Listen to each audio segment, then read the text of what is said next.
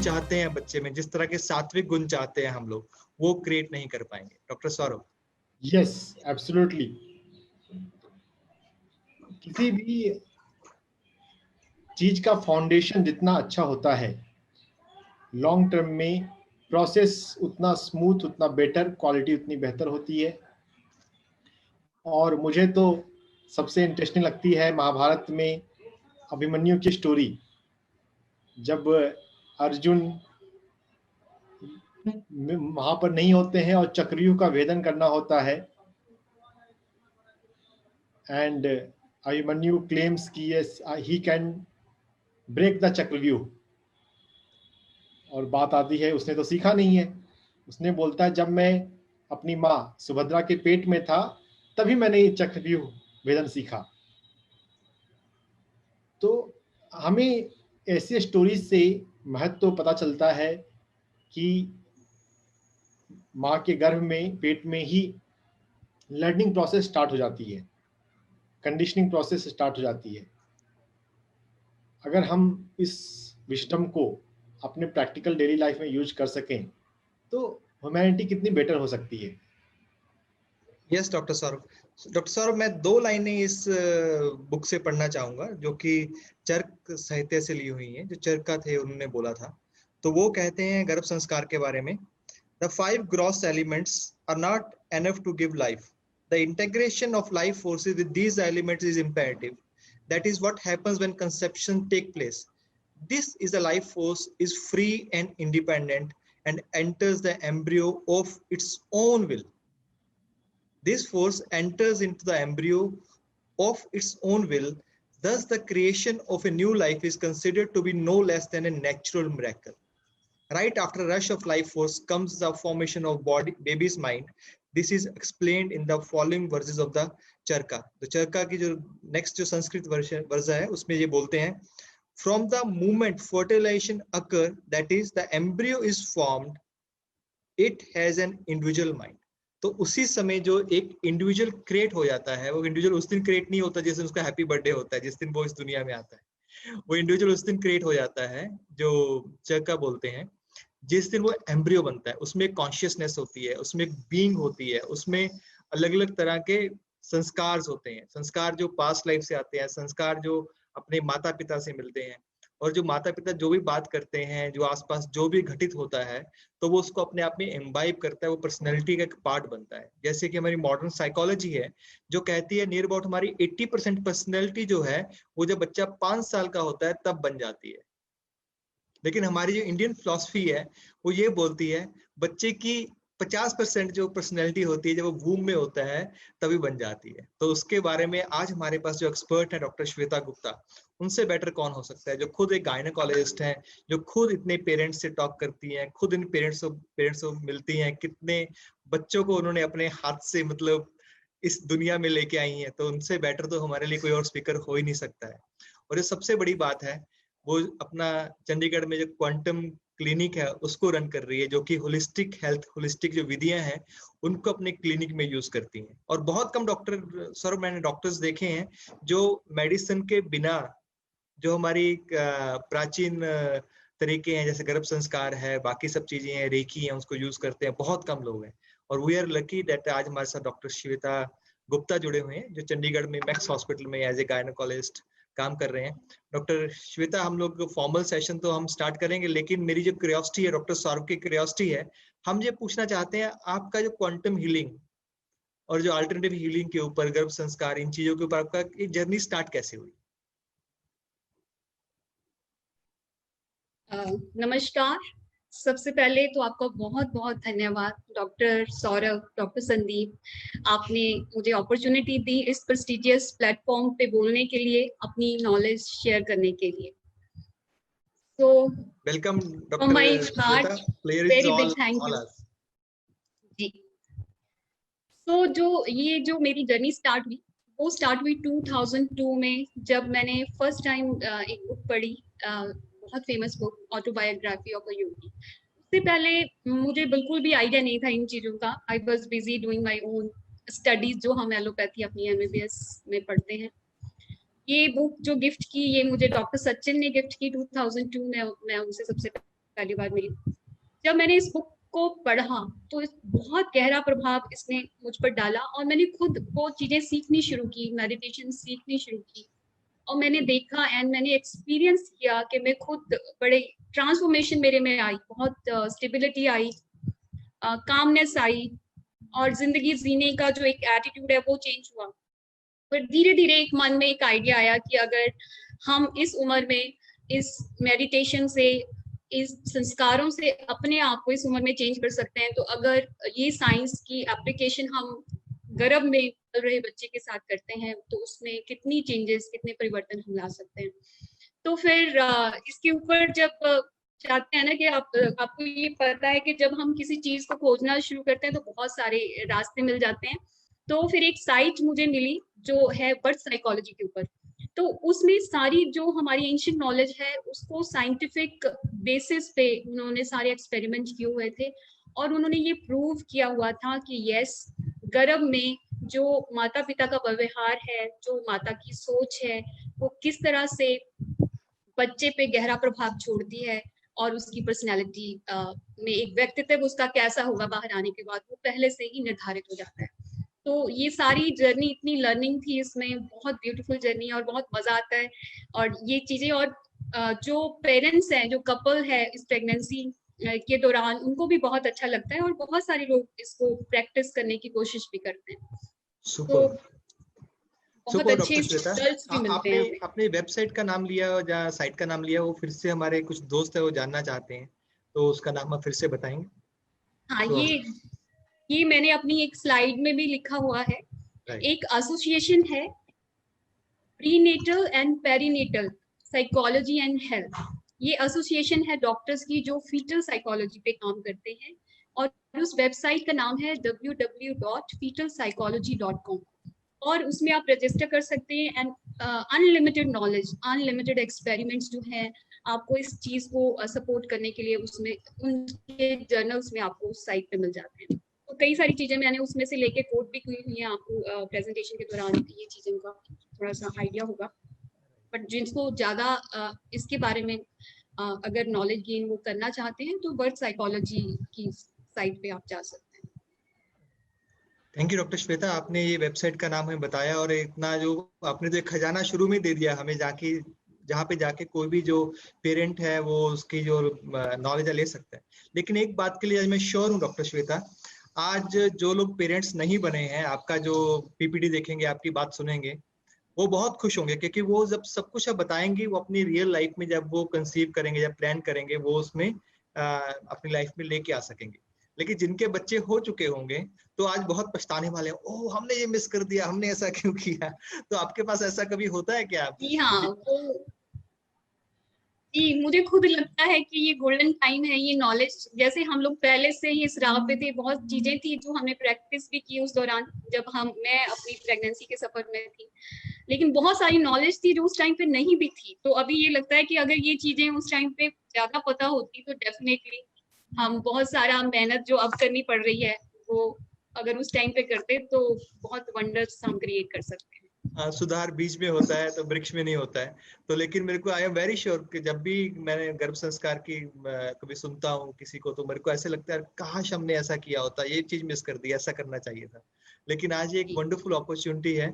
बहुत सारे जो दर्शक हैं, बहुत सारे डॉक्टर्स हैं, बहुत सारे दोस्त जो जुड़े हुए हैं और बाद में भी इस वीडियो को जो देखेंगे, ताकि वो गर्भ संस्कार की जो बातें डॉक्टर श्वेता हमें आज बताएंगी वो मेरे को ये लगता है डॉक्टर श्वेता, सिर्फ जब गर्भ संस्कार की बातें करते हैं सिर्फ बच्चे के ऊपर नहीं है, as an individual, as a parent, जो पेरेंट्स होते हैं उनके अंदर भी बहुत सारे चेंजेस आते हैं। उनके लिए भी अपने आप में ये एक ग्रोथ फेज होता है, एक सात्विक की तरफ बढ़ने का एक तरीका होता है।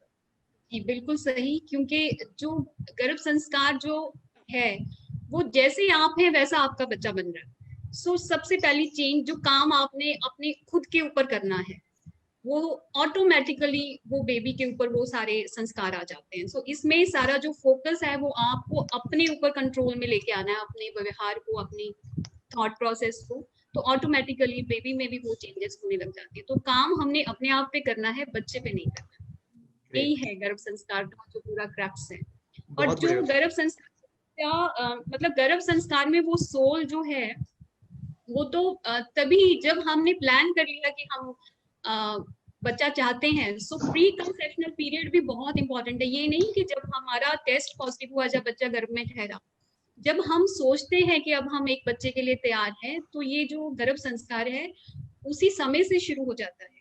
और जो परिवर्तन करना है हमें अपने लिए, वो जो प्रैक्टिसेस करनी है अपने लिए, बच्चे को एक वर्चू बेबी बनाने के लिए, संस्कारी बेबी बनाने के लिए, वो भी प्री कंसेप्शन से ही आइडली शुरू हो जानी चाहिए। क्योंकि आपकी जो अपनी पर्सनालिटी है, जो आपकी आदतों को आपने चेंज करना है, उसमें भी थोड़ा वक्त लगता है उनको समझने के लिए और अपनी आदतों को नई आदतों में बदलने के लिए। सो ये जो सारी चीजें हैं, actually it should be started in the pre conception period, many months before the actual pregnancy, जब बच्चा गर्भ में आता है। तो प्री कंसेप्शन पीरियड से आइडली ये सारी चीजें शुरू होनी चाहिए।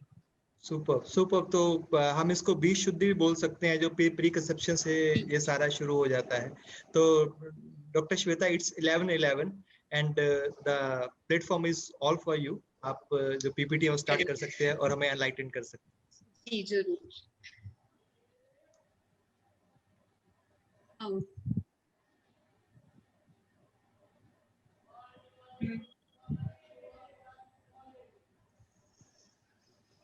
ये share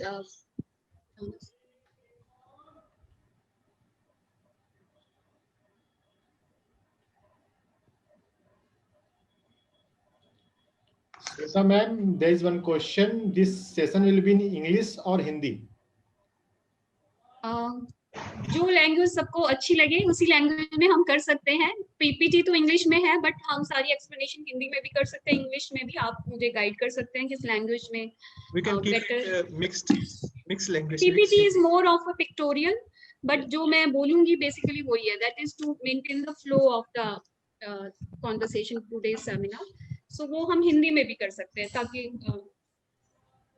any language can be. Yes. तो सबसे पहले जब हम गर्भ संस्कार के बारे में बात करेंगे, तो हमें ये जानना बहुत जरूरी है कि गर्भ संस्कार का मतलब क्या है। तो इसमें दो पार्ट्स हैं, एक गर्भ और संस्कार। सो गर्भ क्या है? जब मेरे को पहले नहीं पता था, लेकिन जब मैंने इसके बारे में पढ़ना शुरू किया, तो एक बड़ी सुंदर लाइन जो मेरे जहन में बैठ गई, वो ये है कि garbh is a very sacred place in every temple where a deity is placed. तो मंदिर में उस खास जगह को जहाँ पे मूर्ति रखी जाती है, उसे गर्भ कहा जाता है। और उस दौरान जब 9 मंथ्स में हमारे ऑर्गन को ही इतना सेक्रेड नाम दे दिया गया है, बिकॉज हम भी अपने गर्भ में एक मूर्ति को ही तैयार कर रहे हैं। तो जो एंजल, जो बेबी, जो फरिश्ता हम तैयार कर रहे हैं उन 9 मंथ्स में, हमारा उस टाइम पे जो यूट्रस का नाम दिया गया है, वो गर्भ दिया गया है, जो कि डेटी की प्लेस है, भगवान की प्लेस है एक मंदिर में।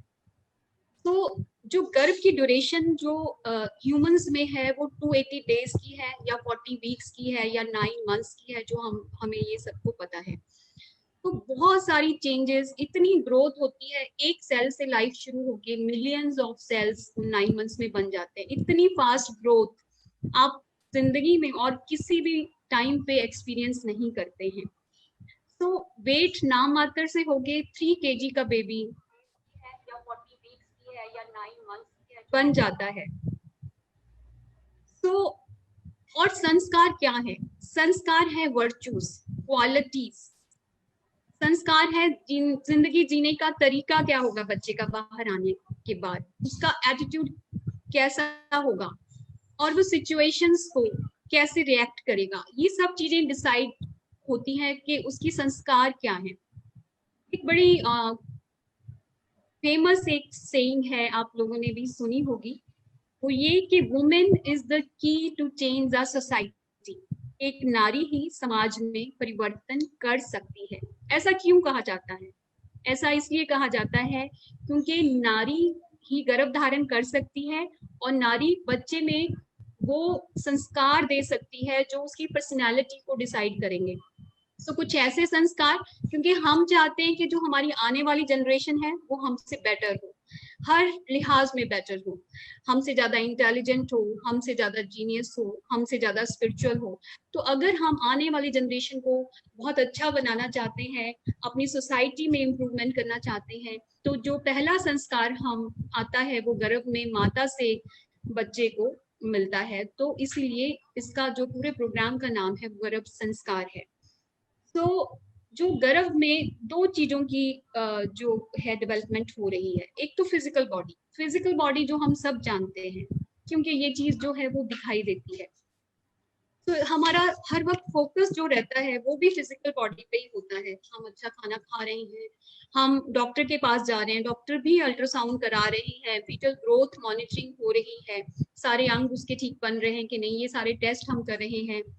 बाहर आने के बाद भी हम फिजिकल बॉडी पे ही ज्यादा ध्यान दे रहे हैं कि बच्चे को ठीक अच्छे कपड़े पहनाने हैं, बच्चे को टाइम पे सुलाना है, अच्छी एजुकेशन देनी है, को करिकुलम एक्टिविटीज में बच्चा अच्छा रहे, बेस्ट स्कूल हम उसके लिए चुनते हैं। तो ये सारी चीजें हमें दिखाई दे रही हैं, इसलिए हमारा जो मेन फोकस रहता है वो फिजिकल बॉडी रहता है। पर सेकेंड पार्ट जिसके बारे में लोगों को अवेयरनेस तो है, बट वो शायद उतना ध्यान नहीं दे पाते बिकॉज ये चीज हमें दिखाई नहीं देती, वो है सोल। सोल क्या है? Soul is the spark.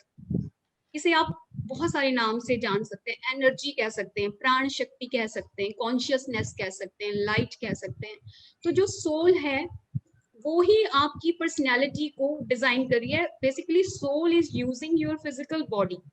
तो जो संस्कार है सारे हम सोल के लिए होते हैं।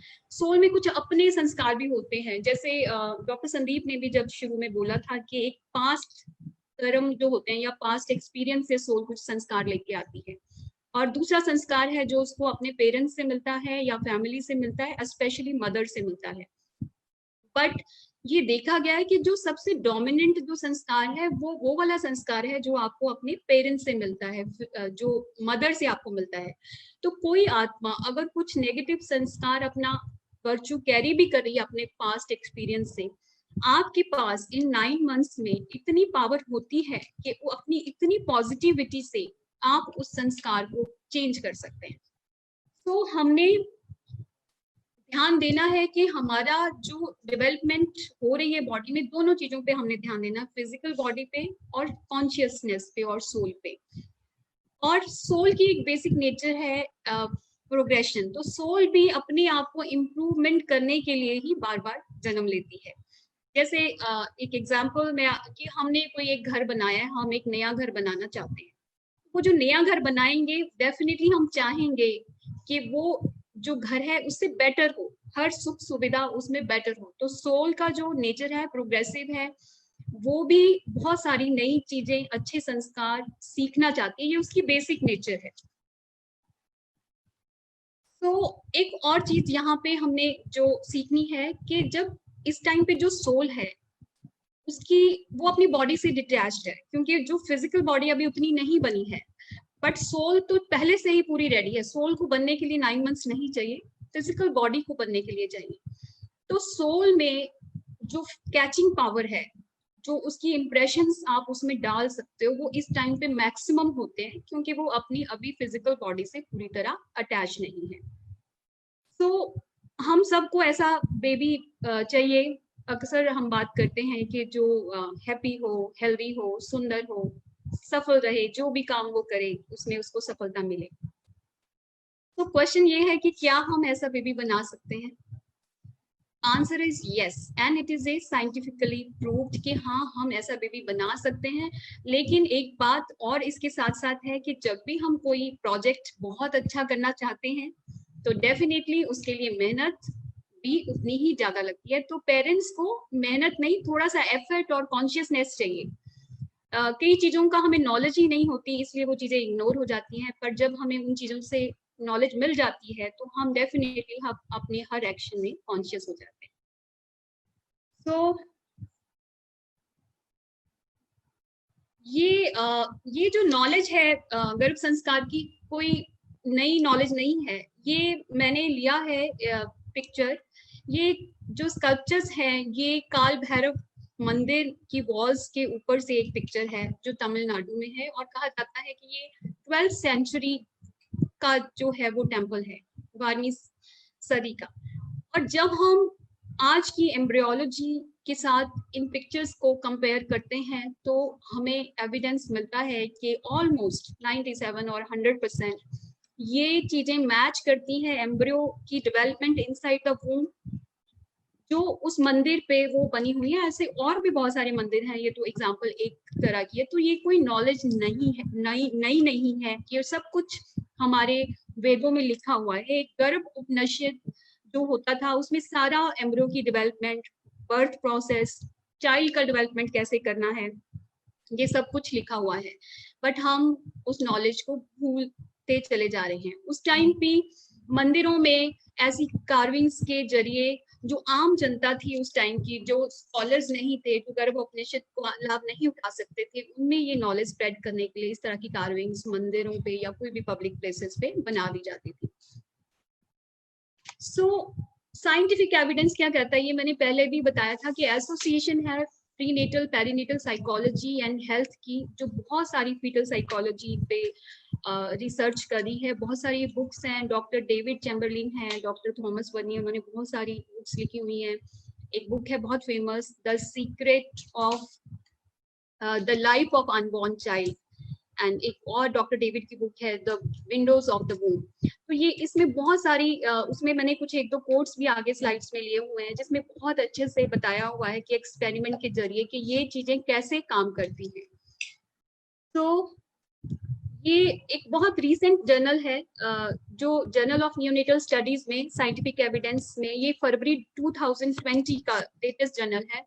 इसका जो हेडिंग है वो है गर्भ संस्कार, mental and intellectual development of unborn.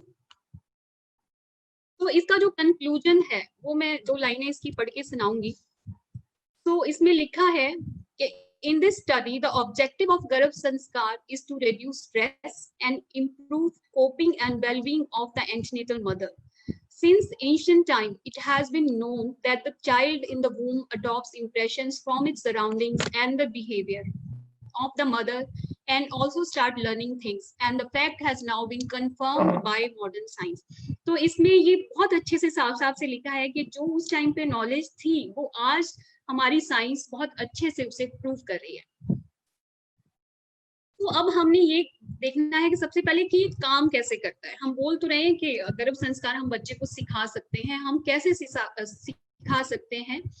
तो ये भी थॉमस वर्नी, डॉक्टर थॉमस वर्नी की बुक का ये एक कोट है, everything the pregnant woman feels and things is communicated to her unborn child through neurohormones। कि जो भी गर्भवती मदर सोच रही है, फील कर रही है, वो एक एक सोच आपके बच्चे तक पहुंच रही है न्यूरो हार्मोन्स के माध्यम से और उसका संस्कार बना रही है। तो इसमें सबसे मेन बात जो आपने ध्यान रखनी है वो है अपनी थॉट्स को आपने कंट्रोल करना है। सारा ध्यान आपकी थॉट्स में आपने करेक्ट करना है। प्रेग्नेंट लेडी ने, फादर टू बी ने, फैमिली ने, जो थॉट्स हैं वो ही आपके बच्चे के संस्कार बना रही है। तो ये थॉट्स कैसे काम करती हैं, जैसे ही एक सोच आती है और एक अगर आप सर्च करेंगे आपको बहुत अच्छे से मिल जाएगी कि एक दिन में कितनी थॉट्स आती हैं। आप आइडिया एक गैस वर्क करें, बट एक्चुअल जो फिगर है वो है अराउंड 70,000 थॉट्स पर डे एक माइंड को क्रॉस करती हैं एक ह्यूमन बीइंग में। और अगर एवरेज लें तो 3000 थॉट्स एक घंटे में और 50 to 60 थॉट्स एक मिनट में। इट मींस कि हर मिनट एक नई थॉट हमारे माइंड को क्रॉस कर रही है। और एक स्टडी ये भी हुई है कि ज्यादातर जो 80% थॉट्स हैं वो नेगेटिव थॉट्स हैं एंड 20% थॉट्स हैं वो पॉजिटिव थॉट्स हैं, और 90 से लेके 95% थॉट्स रेपिटेटिव है, एक ही चीज को हम बार बार सोच रहे हैं। इसमें इंपॉर्टेंट बात ये है कि जो थॉट आपके माइंड से क्रॉस हुई, when you feel that thought, उसकी एक फीलिंग आती है, कोई भी थॉट की एक फीलिंग आती है, आपकी बॉडी में एक इमोशन आता है। जैसे ही वो इमोशन को आपकी बॉडी ने फील किया तो क्या होता है कि आपकी बॉडी में 1000 तरह का रिएक्शन हो जाता है, केमिकल्स बनते हैं, एंडोक्राइन हार्मोन्स बनते हैं, ऑटोक्राइन, पैराक्राइन हार्मोन्स बनते हैं, न्यूरोट्रांसमीटर बनते हैं और आपकी ब्लड सर्कुलेशन में वो आ जाते हैं। अब आपका बेबी आपसे अलग नहीं है, वो आप ही की यूट्रस में है और आप ही से ब्लड ले रहा है, अपनी न्यूट्रिशन ले रहा है डेवलपमेंट के लिए। तो ये सारा ब्लड जो है वो प्लासेंटा में पहुंच जाता है और वहां से वो बच्चे की सर्कुलेशन में चला जाता है। अब एक थॉट आई मदर को, कोई अल्ट्रासाउंड की रिपोर्ट आ गई या किसी से झगड़ा हो गया, एंगर आ गया या एंशियस हो गई, वो एंजाइटी की एक थॉट आ गई उसको कि आगे क्या होगा, पता नहीं मेरी प्रेगनेंसी ठीक ठाक चलेगी भी कि नहीं, मेरे बच्चे की ग्रोथ तो सही हो रही है, कोई एक एंजाइटी की थॉट, या आप कह लो कोई एंगर हो गया कि हस्बैंड से ही आपकी कोई आर्गुमेंट हो जाती है या किसी और से हो जाती है, तो इससे इमोशन क्या क्रिएट हुआ बॉडी में, वो आया नेगेटिव इमोशन। तो नेगेटिव हार्मोन्स के बहुत सारे नाम हैं, जो मोस्ट कॉमन जिसे हम समझ सकते हैं या हमने सुने हुए हैं वो है कॉर्टिसोल एंड एड्रेनालिन। ये दोनों बॉडी में सिक्रीट हो गए, अब ये वहां से सिक्रीट होके ब्लड में आ गए, ब्लड से ये बच्चे की सर्कुलेशन में आ गए और वहां क्या कर रहे हैं, ये वहां पे इनमें इतनी पावर होती है कि वहां पे ये जो ब्लड किस ऑर्गन को कितना चाहिए उसका ये चेंज कर देते हैं। तो utero placental blood flow circulation में डिस्ट्रीब्यूशन जो ब्लड की हो रही है उसको चेंज कर देते हैं। जैसे ब्रेन को अगर ज्यादा सप्लाई चाहिए तो उस टाइम पे वो वहां के वेसल्स को नैरो कर देंगे, तो ये वहां पे ब्लड फ्लो की ऑल्टरेशंस करते हैं। और सेकंड क्या मैकेनिज्म है, जिस तरह का हार्मोन बॉडी में ज्यादा रहेगा, हर बच्चे की बॉडी का सेल उसको एक्सपोज हो रहा है, उस सेल के ऊपर एक रिसेप्टर्स होते हैं, तो जिस तरह के हार्मोन उसको मिलेंगे, खाना पीना मिलेगा, उसी तरह की प्रवृत्ति, उसी तरह की रिसेप्टर्स उस सेल पे बढ़ते चले जाएंगे और वो ही उसकी पर्सनालिटी बनती जाएगी। जैसे अगर नेगेटिविटी में मदर रहती है तो डेफिनेटली बच्चे की सेल्स नेगेटिव हार्मोन्स को ज्यादा एक्सपोज हो रहे हैं, तो बच्चा कैसा आएगा, बच्चे में भी थोड़ी सी एंजाइटी आएगी क्योंकि आप एंशियस है, बच्चे में भी डर आएगा, आप डरे हुए थे, बच्चे में लैक ऑफ कंसंट्रेशन आएगी, बच्चे में हाइपर एक्टिविटी आ सकती है, उसका आईक्यू उतना नहीं होगा जितना हमें चाहिए, लो आईक्यू बेबी हो सकते हैं, कॉन्फिडेंस कम हो सकता है, उसकी पर्सनैलिटी फियरफुल रह सकती है, वो सिचुएशन जो आएंगे उनको अच्छे से डिसीजन मेकिंग नहीं कर पाएगा क्योंकि हमने उसको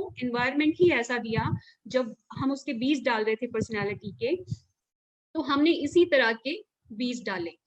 अब एक दूसरा इमोशन लेते हैं जो है लव का इमोशन।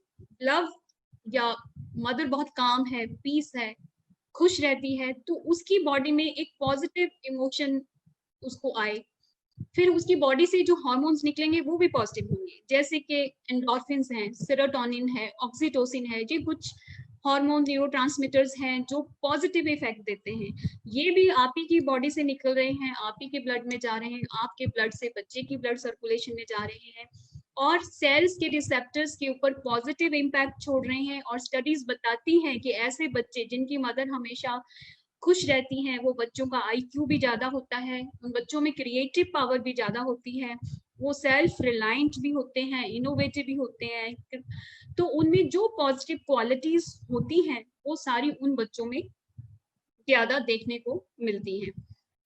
तो एक स्टडी है, हंगरी में ये स्टडी हुई थी प्रेग्नेंट लेडीज के ऊपर, 149 वुमेन का वो एक ग्रुप था, तो उसमें सब्जेक्टिव था ये, तो उनके पास एक क्वेश्चनर था जो ये ग्रुप को डिवाइड करता था कि एक जो मदर का ग्रुप था उनके रिलेशनशिप्स को लेके था कि वो पार्टनर के साथ, अपनी फैमिली के साथ उनके हार्मोनियस रिलेशंस हैं, इन सिंक रिलेशंस हैं, और जो दूसरे ग्रुप के थे तो उतने हार्मोनियस रिलेशंस नहीं थे।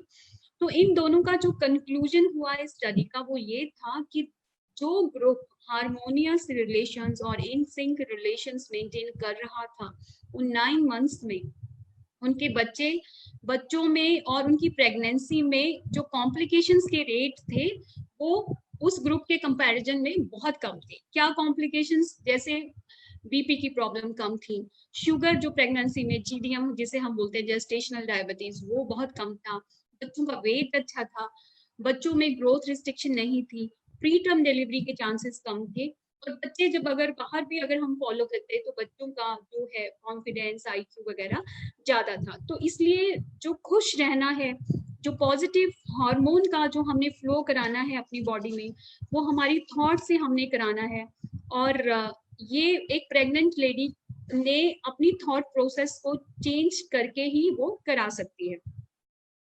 तो उसको ये याद रखना है कि उसकी ही थॉट्स उसके बच्चे के संस्कार बना रही हैं। सो थॉट्स का बहुत पॉजिटिव इम्पैक्ट होता है। तो ये आपने याद कर रखना है।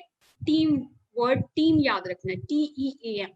टीम वर्क तो हमेशा ही इम्पोर्टेंट रहता है जिंदगी के हर पहलू में, लेकिन यहाँ पे थॉट्स और ये टीम का जो है मतलब थोड़ा सा अलग है। टी से आपने याद रखना है थॉट्स। थॉट्स जो बहुत ज्यादा आपकी बॉडी में हर वक्त क्रॉस कर रही हैं, तो आपने सिर्फ उन पे कंट्रोल लेके आना है। जो आप सोच रहे हैं और उन थॉट्स को जब आप फील करते हैं तो आपकी बॉडी में वो इमोशंस बन जाते हैं। इमोशंस से क्या निकल रहे हैं? हार्मोन्स निकल रहे हैं, केमिकल्स निकल रहे हैं, थाउजेंड्स ऑफ बायोकेमिकल रिएक्शन आपकी बॉडी में इनिशिएट हो जाते हैं, और उनसे क्या हो रहा है कि एक्शन हो रहा है, हार्मोन्स रिलीज हो रहे हैं, और यही हार्मोन बॉडी में बच्चे की जाके उसको उस तरह का इन्वायरमेंट दे रहे हैं जो उसकी मेमोरी बनता जा रहा है। सो पॉजिटिव एक्शन हो रहा है सेल्स के ऊपर, तो आपकी जो बॉडी जो बेबी है वो पॉजिटिविटी की तरफ जाता है, और नेगेटिव जो एक्शन हो रहा है वो बेबी को नेगेटिव उसका व्यक्तित्व रहता है। सो ये जो टीम का वर्ड है इसको हमने आज से याद करना रहना। और जो टॉप मोस्ट है थॉट्स, तो प्रेगनेंसी में जो काम करना है हमने अपनी ही सोच पे काम करना है, उसको कंट्रोल तरीके से हमने जो है रखना है। नेक्स्ट स्लाइड इज, एक और चीज हमें यहाँ पे समझनी होगी गर्भ संस्कार को अच्छे से समझने के लिए, वो है बच्चे का ब्रेन एंड माइंड। सो जो ब्रेन है और माइंड है ये दोनों एक चीज नहीं है, they are not synonyms, they are different. जो ब्रेन है that is a physical part, और ब्रेन कब बनना शुरू होता है बच्चे में? जब तक आपको पता भी नहीं होता कि प्रेगनेंसी आपकी बॉडी में चलनी शुरू हो गई है। प्रेगनेंसी तो आपको पता चलती है जब 2 से 3 हफ्ते की फेज में होता है, तभी आपका टेस्ट पॉजिटिव आता है, इससे पहले तो वो पॉजिटिव भी नहीं आता। पर ब्रेन, बच्चे का हार्ट, ये सब चीजें बननी शुरू हो जाती है उससे पहले ही। तो फ्यू मिलीमीटर का होता है जब ब्रेन डेवलपमेंट शुरू होती है, और ये ब्रेन 9 मंथ्स के एंड तक बहुत बड़ा इसका सरफेस एरिया हो जाता है। यहाँ इसको कैसे इसके पार्ट्स डेवलप होते हैं, ये 3 इसकी डेवलपमेंट के नाम है। सबसे पहला जो पार्ट डेवलप होता है ब्रेन का वो होता है ब्रेन स्टेम, तो जिसे हम सेरिबेलम भी कहते हैं। नाम याद करके इसका कोई इतना महत्व नहीं है। महत्व यहाँ पे इस चीज का है कि आपको इसका फंक्शन क्या होता है वो हमने ध्यान में रखना है। तो जो सेरिबेलम है वो हमारी बॉडी, जो बेबी का हार्ट बीट कंट्रोल करता है, उसका रेस्पिरेशन कंट्रोल करता है, उसका टेम्परेचर कंट्रोल करता है। तो एक बच्चे का जो हार्ट है 120 से 160 बार धड़कता है 1 मिनट में, और जब वो हम एडल्ट में हम बात करें तो हार्ट बीट की ये अराउंड 80 पर बीट्स होती है। ऐसे ही रेस्पिरेटरी रेट है और टेम्परेचर को ये एरिया कंट्रोल करता है। सेकेंड पार्ट जो ब्रेन का डेवलप होता है वो है मिड ब्रेन, जो बच्चे का स्लीप साइकिल तय करता है और उसका भूख एपेटाइट का सेंटर इसमें होता है। तो स्लीप पैटर्न बच्चे की 22 घंटे की 30 घंटे की स्लीप होती है व्हेन बच्चा अंदर होता है, और बाहर आते आते धीरे धीरे उसका 40 डेज में एक स्लीप पैटर्न बनता है। जो तीसरा इंपॉर्टेंट पार्ट है वो है लिम्बिक सिस्टम, और जो लिम्बिक सिस्टम किसको कंट्रोल करता है? बच्चे के जो इमोशनल सेंटर है वो यहाँ होता है। आपका बच्चा खुश रहेगा, सैड रहेगा, पॉजिटिव रहेगा, उसका पर्सनैलिटी कैसा होगा बाहर आने के बाद, तो ये सारी चीजें हमारी डिसाइड हो जाती हैं जब ये हमारा लिम्बिक सिस्टम बॉडी में तैयार हो जाता है। और चौथा है सेरिब्रल कॉर्टेक्स, जो जिसमें ये काफी बड़ा होता है, इसमें अलग अलग एरियाज होते हैं। तो जो मेन चीज मैं आपको बताने चाहती हूँ, तो ये चीज हमारा लॉजिकल माइंड होता है, हमारी इंटेलिजेंस, हमारी मेमोरी इस ब्रेन से, इस ब्रेन के एरिया में उसके सेंटर्स होते हैं। तो ये ब्रेन डेवलपमेंट जब चल रही है, फिजिकली भी ब्रेन जब ग्रो कर रहा है, तो किस तरह के हार्मोन्स इसको एक्सपोज हो रहे हैं, तो वो सारी चीजें ब्रेन की डेवलपमेंट पे असर डाल रही हैं। तो loving relationship, positive thinking, bonding with the baby, ये सारे हेल्प करते हैं to develop the baby brain to its fullest potential. So हमने 9 महीनों में इस चीज को ध्यान रखना है कि किस तरह की सोच हमारी बॉडी में चल रही है। सेकंड, जो नेक्स्ट दूसरा पार्ट जो होता है वो माइंड का जो होता है,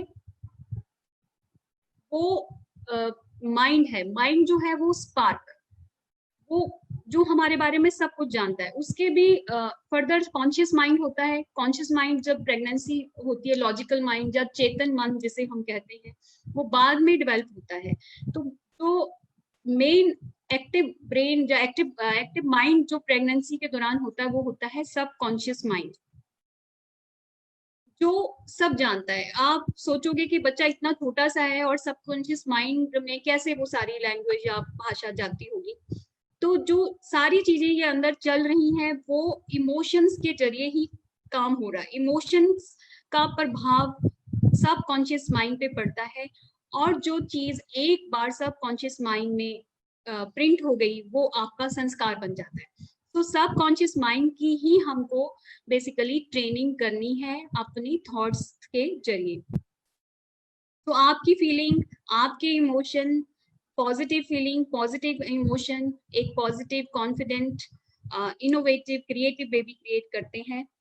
सो अब क्वेश्चन ये है कि डेली रूटीन में आपकी माइंड से जब इतनी सारी थॉट्स क्रॉस कर रही हैं जो नेगेटिव भी हैं, जैसे मैंने बताया 80%, तो उनको हमने कैसे पॉजिटिव थॉट्स में कन्वर्ट करना है। सो ये सारा इसके बहुत सारे टूल्स हैं जो एक एक करके हम इन शॉर्ट डिस्कस करेंगे। तो हमने करना क्या है ताकि ये सारी ट्रेनिंग हम अपने बच्चे को उन 9 महीनों में दे सके। तो और ये एक और चीज इंपॉर्टेंट है कि हमें ये चीज डेली प्रैक्टिस करनी है। जो भी टेक्निक हम सीखेंगे एक बार से नहीं होगा, क्योंकि मोमेंट टू मोमेंट आपकी बॉडी में हार्मोन सेक्रेट हो रहे हैं, और हमें चाहिए कि हम हर वक्त अपनी बॉडी में पॉजिटिव हार्मोन्स का फ्लो रखें। सो हमारी सोच जो इस टाइम पे चाहिए वो हमें कॉन्शियस चाहिए, वो तभी होगा और जब हम इसे रूटीन लाइफ में प्रैक्टिस करेंगे। तो फर्स्ट जो हमारी टेक्निक है जिससे हम पॉजिटिविटी उन 9 मंथ्स में अपने लिए और अपने बच्चे के लिए भर सकते हैं, अपने थॉट्स को चेंज कर सकते हैं, वो है मेडिटेशन। मेडिटेशन आजकल के जमाने में सबको पता है। अगर मैं 15 साल 10 साल पहले की बात करूं तो मेडिटेशन उतना फेमस नहीं था जितना आजकल है। अभी भी ये चॉइस है, लेकिन मुझे ऐसा लगता है कि आने वाले 10 साल में it will no more a choice, it will become a necessity. जो हमारा जिस तरह से लाइफस्टाइल है इस वक्त, अगर हम उसमें चेंज नहीं करते हैं। तो अब मेडिटेशन में क्या करना है, अपनी आंखें बंद करके हमें बैठना है। बेटर ये होगा कि आप एक जगह फिक्स कर लीजिए अपने घर में, क्योंकि हर जगह की वो एक वाइब्रेशन बन जाती है, तो उसमें बैठते ही, उस जगह पे जाते ही आपको आनंद आता है। तो और आंखें बंद करके आपने अपना ध्यान ब्रीदिंग पे लगाना है। आप मेडिटेशन में आप अपने आप से कनेक्ट हो रहे हैं, आप उस सुप्रीम पावर से कनेक्ट हो रहे हैं जहां से ये सारी एनर्जी, सारा फ्लो हो रहा है। लेकिन प्रेगनेंसी में आप 3 चीजों से उस वक्त कनेक्ट हो रहे हैं। तो एक तो है सुप्रीम पावर, दूसरी है आपकी सोल, और तीसरी है उस बच्चे की सोल जो आपकी गर्भ में पल रहा है। तो सोल टू सोल कनेक्शन यहाँ बनता है, बहुत अच्छी बॉन्डिंग बनती है। जो लोग प्रैक्टिस करते हैं तो वो मदर्स जो प्रेग्नेंट हैं वो आके मुझे बताती है कि हमें बहुत अच्छा लगता है जब हम इसमें बैठते हैं, हमारा मन करता है कि हम बार बार मेडिटेशन में अपना टाइम स्पेंड करें। तो ये जो हैबिट है इसे डालने की जरूरत नहीं पड़ती। 2-3 दिन अगर आप शेड्यूल से कर लेते हैं तो ऑटोमेटिकली आपको इतना आनंद आने लग जाता है कि आप खुद ही इसको करना चाहते हैं। सो उसमें आपने मैसेजेस भेजने हैं अपने बच्चे के लिए। तो थोड़ा सा मैं बताती हूँ आप किस तरह से आपने उसको चैनल कर सकते हैं, उस वर्ड्स को या सबकॉन्शियस माइंड को प्रोग्राम कैसे करना है आपने। सबसे पहले विचार भेजिए, अपने आप को बोलिए, I am a peaceful soul, I am a loving soul, I am a powerful soul, intelligent soul. तो बहुत पॉजिटिव पावरफुल वर्ड्स आप चूज कर सकते हैं। सबसे पहले आप उस भगवान को थैंक यू बोलिए जिन्होंने आपको चुना इस डिवाइन क्रिएशन के लिए, क्योंकि बहुत सारा ऐसे लोग हैं जो बच्चा चाहते हैं पर किसी वजह से उनको बच्चा हो नहीं रहा है। तो सबसे पहले परमात्मा का धन्यवाद करिए। फिर अपने पार्टनर का धन्यवाद कीजिए जिनके साथ मिलके आपने ये बेबी की रचना की है, क्योंकि अगर आप अपने पार्टनर को भी थैंक्स गिविंग करते हैं तो ऑटोमेटिकली वो बॉन्ड जो है बेबी का फादर टू बी के साथ भी बनना शुरू हो जाता है। तो आप उसको आप pure love, pure feeling, pure emotions, pure intention के साथ भेजिए। आप कहें, अपने आप से कहें कि मैं बहुत आनंद में हूँ, मैं खुशियों से भरपूर हूँ, मैं इस क्रिएशन में अपना रोल, अपनी आदतों, अपनी संकल्पों का ध्यान रखूंगी। सो आप बच्चे के स्किल्स के बारे में भी बात कर सकते हैं। जैसे अगर आप फिजिकली उसमें कुछ, जैसे मैंने बताया कि physical, mental, social, emotional level पे हमने काम करना है, तो फिजिकल के लिए आप कुछ इस टाइम पे वर्ड्स और विचार उसमें डाल सकते हैं कि तुम बहुत सुंदर हो, बहुत स्वस्थ हो, खेलों में तुम्हारी बहुत रुचि है, तुम बहुत एक्टिव हो, न्यूट्रिशियस खाना खाने में विश्वास रखते हो। ये बीज भी आप डाल सकते हैं, क्योंकि आजकल के बच्चों को जंक फूड बहुत पसंद है, तो आप शुरू से उसको खुद न्यूट्रिशियस फूड खा के और मेडिटेशन के दौरान ये उसको हेल्दी फूड की तरफ भी ओरिएंट कर सकते हैं। मेंटल लेवल पे कैसे ट्रेन करना है, तो उसके माइंड के लिए कुछ आपको कहना है, तुम्हारा ब्रेन बहुत शार्प है, तुम्हारी एनालिटिकल पावर बहुत शार्प है, तुम्हारी मेमोरी बहुत अच्छी है, तुम बहुत क्रिएटिव हो। जो जो बातें आपने अपने बच्चे के लिए सोची हैं, वो सारी बातें आप पॉजिटिव वर्ड्स को चूज करके इस टाइम पे आपने ट्रेन करना है, और ये चीजें रोज करनी है, तो ये उसके सबकॉन्शियस माइंड पे प्रिंट हो जाती है। इमोशनल स्किल्स को डेवलप कैसे करेंगे, कि तुम बहुत रिस्पॉन्सिबल हो, तुम पॉजिटिविटी से भरपूर हो, बहुत एक्सप्रेसिव हो, कम्युनिकेटिव हो, बहुत क्रिएटिव हो, कॉन्फिडेंट हो। तो ये चीजें बच्चे की इमोशनल स्किल्स को इम्प्रूव करेंगी। देन स्पिरिचुअलिटी के लिए भी आप कुछ बोल सकते हैं, ताकि जब आप खुद मेडिटेशन कर रहे हैं अगर प्रेगनेंसी में, तो ये 100% आपका बच्चा भी स्पिरिचुअलिटी के रास्ते पे आएगा जरूर। और आप उसको ट्रेन भी कर सकते हैं कि मेरे बच्चे, तुम मेडिटेशन भी करते हो, तुम सेल्फ अवेयर हो, तुम प्रेयर में विश्वास रखते हो, तुम अपने लाइफ गोल के बारे में बहुत क्लियर हो। तो जो जो चीजें आप बोलना चाहें, आप उस टाइम पे बोल सकते हैं। तो और सोसाइटी के लिए भी बोल सकते हैं कि तुम में पावर है कि एक सोसाइटी को एक नई डायरेक्शन, नई चेंज दे सकते हो। तो जो चीजें आपने अपने बच्चे के लिए सोची हैं, उसकी एक लिस्ट बनाइए और उसको बार बार दोहराते रहिए, तो ये आपके बच्चे के संस्कार बनते रहेंगे। तो एक और चीज है, ये है मेडिटेशन, टेलीपैथी। तो कभी आपने टेलीपैथी एक्सपीरियंस की है? अक्सर कोई ना कोई मोमेंट हमने एक्सपीरियंस किया होता है टेलीपैथी पे। मेरे साथ तो अक्सर ऐसा होता है कि अगर मैं किसी को याद करती हूँ मन से, तो डेफिनेटली उसका कोई ना कोई फोन या मैसेज मेरे पास आ जाता है। तो इस तरह जो है ब्रेन टू ब्रेन कम्युनिकेशन होता है, सोल टू सोल कनेक्शन होता है। और आप गूगल सर्च करिए तो September 4-5 का एक आर्टिकल है, इन 2017 का है, हार्वर्ड यूनिवर्सिटी के साइंटिस्ट ने इसको प्रूव किया है। उन्होंने लिखा है the telepathy is now scientifically proven. तो ये अगर आप टाइटल डालेंगे तो आपको इसके बारे में डिटेल्स मिल जाएंगी। उन्होंने क्या किया उस एक्सपेरिमेंट में, एक इंसान जो है वो बॉम्बे में है और एक पेरिस में है। तो वहां पे ये एक्सपेरिमेंट हो रहा है। एक को उन्होंने एमिटर बोला है जो इस तरह की थॉट रेडिएट कर रहा है, और दूसरे को उन्होंने बोला है रिसीवर जो रिसीव कर रहा है। और दोनों के ऊपर उनकी ब्रेन को मॉनिटर करने के लिए, ब्रेन की वेव्स को मॉनिटर करने के लिए टूल्स हैं या ईईजी जो भी वो मॉनिटर कर रहे हैं उस एक्सपेरिमेंट में। उन्होंने कुछ बोलना नहीं है, उन्होंने ब्रेन से सोल टू सोल एक थॉट भेजी, ग्रीटिंग्स भेजी उस एक्सपेरिमेंट में। तो उन्होंने देखा कि जो वेव्स का पैटर्न एमिटर में था, जो कि पेरिस में बैठा हुआ है, वो ही वेव्स का पैटर्न आता है जो मुंबई में पर्सन है। तो सेम, और ये एक्सपेरिमेंटली प्रूवन है। तो ये आर्टिकल भी आ गया सितंबर 2017 में आई थिंक। तो अगर आप सोचिए कि एक सोल जो इतने हजारों किलोमीटर दूर से माइंड के पास आपके पहुंच सकता है, सोल टू सेल कनेक्शन बन सकता है, आपके अंदर ही जो सोल बैठी हुई है उस पे कितना गहरा प्रभाव होगा। तो सोल टू सोल कनेक्शन बनाना सबसे इजी होता है गर्भ के दौरान, लेकिन उसके लिए आपको थोड़ा सा अपनी थॉट्स को कंट्रोल करना है, थोड़ा सा थॉट्स को, अपने ब्रेन को, अपनी माइंड को, अपनी सोच को कामनेस की तरफ लेके जाना है। और मेडिटेशन से अच्छा कामनेस आपको किसी और उसमें नहीं मिलता। तो थोड़ी जब आप अपने ब्रीदिंग पे कंसंट्रेट करते हैं, इनहेलेशन करते हैं, एक्सेल करते हैं, तो आपका जो मन है वो शांत होना शुरू हो जाता है। थॉट्स का जो क्रॉस करती हैं आपके माइंड को, उनका नंबर भी कम हो जाता है।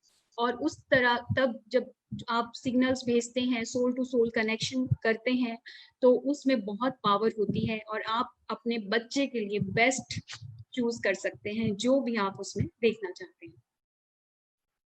तो इंटेंशन चाहिए जो कि प्योर होनी चाहिए। नेक्स्ट इंपॉर्टेंट टेक्निक जो है वो है visualisation. Visualization is a very powerful tool.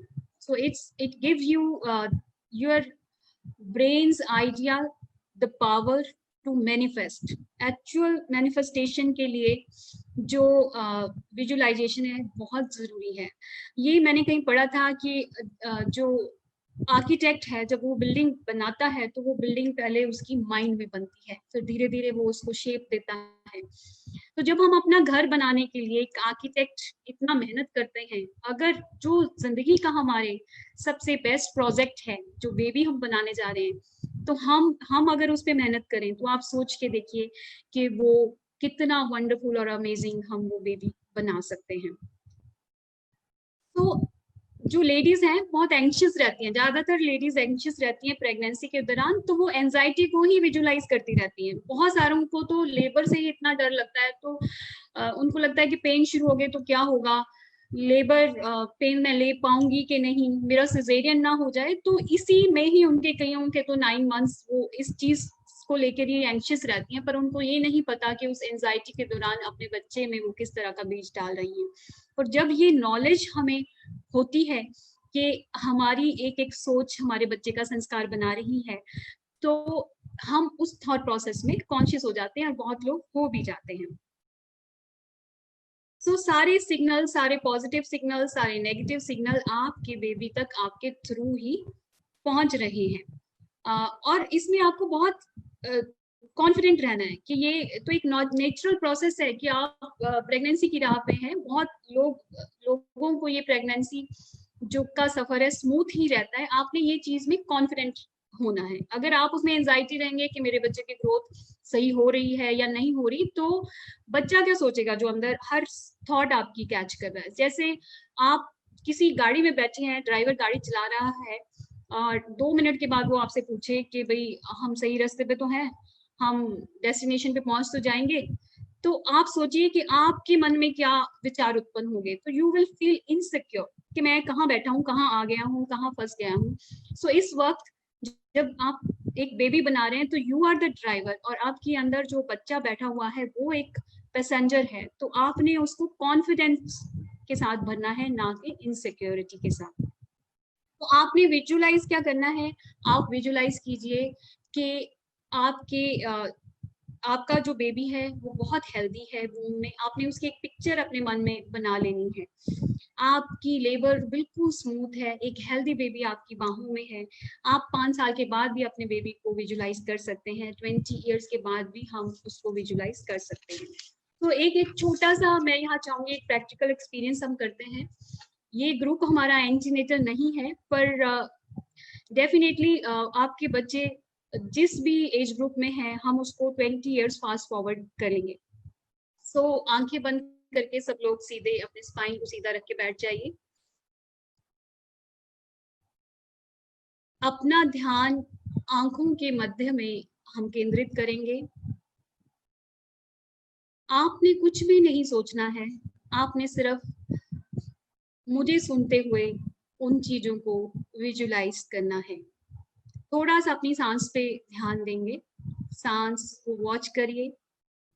सांस अंदर आ रही है, धीरे धीरे आप सांस को बाहर छोड़िए। आप अपने बच्चों को अपने जहन में लेके आइए जो प्रेजेंट सिचुएशन में है। अब 20 साल आगे चले जाएं, जितना भी एज ग्रुप है उसको 20 साल आगे ले जाएं। अब आपके बच्चे बच्चे नहीं हैं, वो एक एडल्ट बन चुके हैं। उसकी पर्सनैलिटी को देखें, कि 20 साल बाद 20 years from now कैसी पर्सनैलिटी क्रिएट करनी है, उसमें क्या क्वालिटीज हैं, उसकी नेचर कैसी है, उसके संस्कार कैसे हैं, उसके रिश्ते कैसे हैं, उसके आपके साथ रिश्ते कैसे हैं, उसके अपने भाई बहनों के साथ, सिबलिंग्स के साथ रिश्ते कैसे हैं। आपने शक्ल सूरत पे केंद्रित नहीं रहना है, आप उसकी पर्सनालिटी, व्यक्तित्व को देखिए। आप सोचिए आपका बच्चा स्वस्थ है, ईमानदार है, आपकी बहुत रिस्पेक्ट कर रहा है, दूसरों की भी बहुत रिस्पेक्ट कर रहा है, भाई बहनों से बहुत प्रेम में है, बहुत इंटेलिजेंट है, सक्सेसफुल है, डायनामिक पर्सनालिटी है।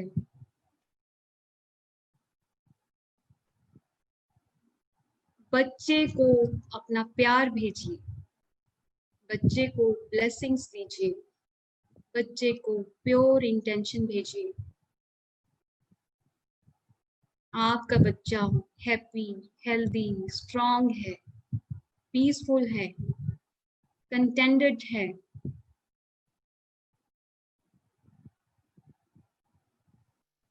कुछ सेकंड्स आप इसी में रहिए, इस एनर्जी को फील कीजिए। बच्चे को प्यार भेजिए, ब्लेसिंग्स भेजिए।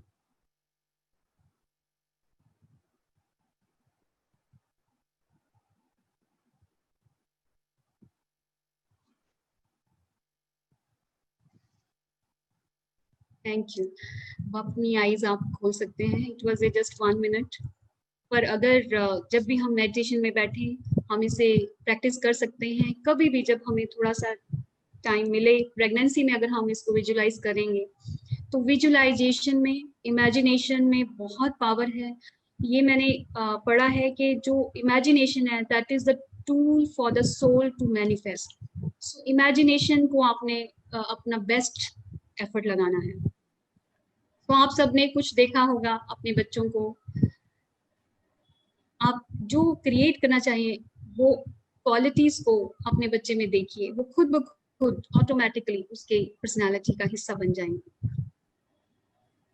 एक और चीज यहाँ पे हमने ध्यान रखना है कि स्पेसिफिकेशन देनी है, वो है ऑलवेज। ये नहीं कि my baby is happy, but हमें ध्यान रखना है it is baby is happy always, healthy always.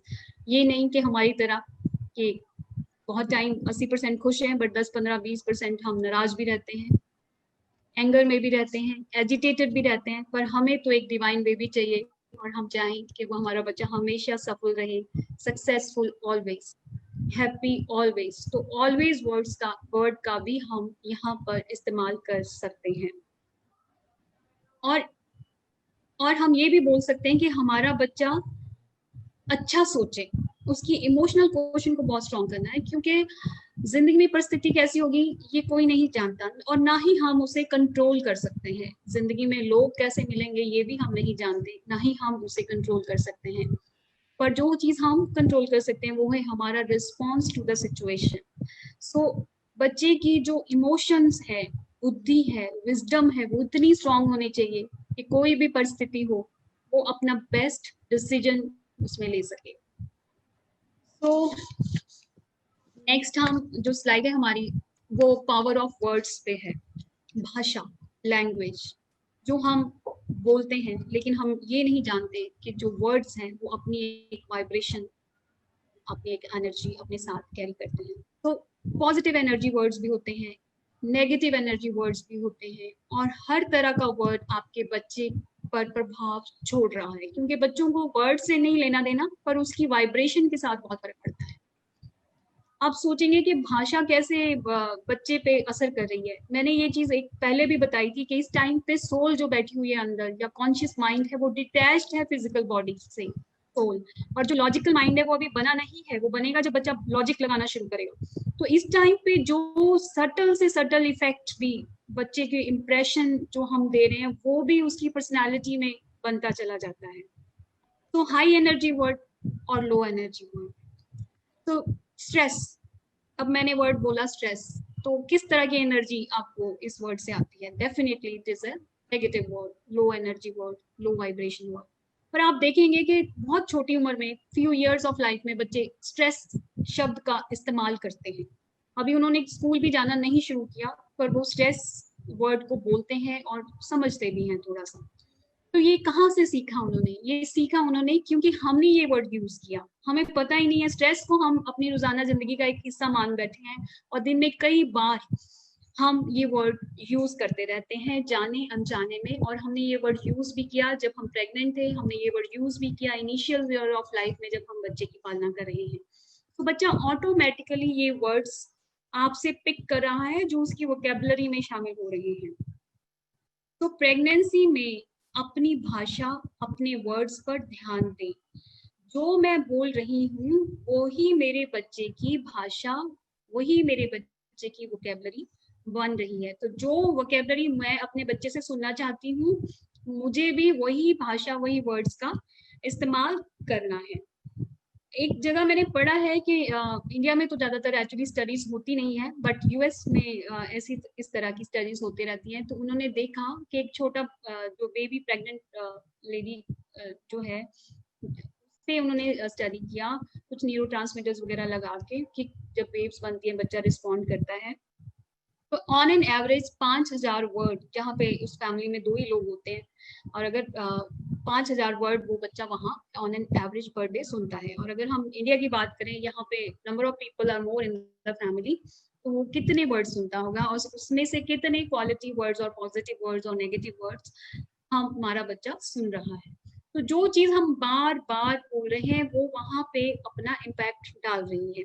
तो हमें ही नहीं, हमें मदर को तो सोचना ही है कि वो क्या बोल रही है, बट जो फैमिली मेंबर्स हैं उनको भी ध्यान रखना है कि जब वो आपस में वार्तालाप कर रहे हैं, आपस में बात कर रहे हैं, तो किस तरह की वोकेबलरी, किस तरह के वर्ड्स वो चूज कर रहे हैं। क्योंकि बच्चा तो अंदर बैठा हुआ सब कुछ सुन रहा है, उसको पता चल रहा है एनवायरनमेंट में क्या हो रहा है, और उस बच्चे में वो वाइब्रेशन जो है वो उसको फील कर सकता है। तो एनर्जी उस वर्ड की उसको ट्रांसफर हो रही है, बिकॉज अंदर बहुत स्ट्रॉन्ग मैकेनिज्म्स काम कर रहे हैं। तो हर वर्ड रेडिएट करता है एनर्जी एनवायरनमेंट में, एंड वो वाइब्रेशंस बच्चा और बाकी लोग भी कैच करते हैं। तो एक list of words, powerful words बनाइए, बार बार उस वर्ड्स को दोहराइए, और वही बच्चे के वो वोकैबुलरी बन जाएगा, बच्चे के संस्कार बन जाएंगे। उसके बाद हम बात करेंगे फीटल सेंसेस की। तो फीटल सेंसेस, बच्चे की जो सुनने की शक्ति है, देखने की शक्ति है, स्मेल करने की शक्ति है, टेस्ट करने की शक्ति है, टच की शक्ति है, ये कब आती है? It is very interesting to know कि मेरा बच्चे में क्या क्या चीजें अब डेवलप हो रही हैं, तो आपका बेटर कनेक्शन उनसे बनता है। तो अगर एक ऐसा क्लासरूम है, हर बच्चे को वहां से होके जाना पड़ता है। सबसे पहली सेंसेशन जो डेवलप होती है वो होती है टच की सेंसेशन। 8 हफ्ते पे बच्चे को टच का फर्स्ट सेंसेशन होता है, और 3 मंथ्स में उसके पाम में और सोल में सेंसेशन आ जाती है। और जब बच्चा 32 हफ्ते का होता है, ऑलमोस्ट 7 to 8 मंथ्स के बीच में, तो वो उसका हर अंग टच की सेंसेशन को रिस्पॉन्ड कर सकता है। इवन स्ट्रोक ऑफ हेयर, इतनी सेंसिटिव उसकी स्किन होती है अकॉर्डिंग टू द स्टडीज। और जब हम भी अपने प्रैक्टिकली देखते हैं कि हमने डिलीवरी कराई, बच्चा बाहर आया, इमीडिएटली बच्चा रोने लग जाता है। उस रोते हुए बच्चे को इमीडिएटली आप मदर की चेस्ट पे लगा दीजिए, बच्चा साथ की साथ चुप हो जाता है, क्योंकि उसने अपनी मदर को की टच उसको पता है और वो वहां पे सिक्योरिटी फील करता है। सो जो टच की सेंसेशन है, बच्चा 32 वीक्स ऑनवर्ड सारे ऑर्गन, सारा एक एक हिस्सा, एक एक सेल उसका टच को पहचानता है, और ये बनना शुरू हो जाता है 8 हफ्ते पे। सेकंड है टेस्ट। सेकंड सेंसेशन जो टेस्ट की आती है वो आती है 3.5 महीने पे। और एक एक्सपेरिमेंट में हम इसको भी देख सकते हैं कि एक बेबी को जब हम ज्यादा मदर को मीठी चीजें देते हैं तो बच्चे में जो स्वेलोइंग है वो ज्यादा होने लग जाती है, तो बच्चा भी टेस्ट को पहचानता है।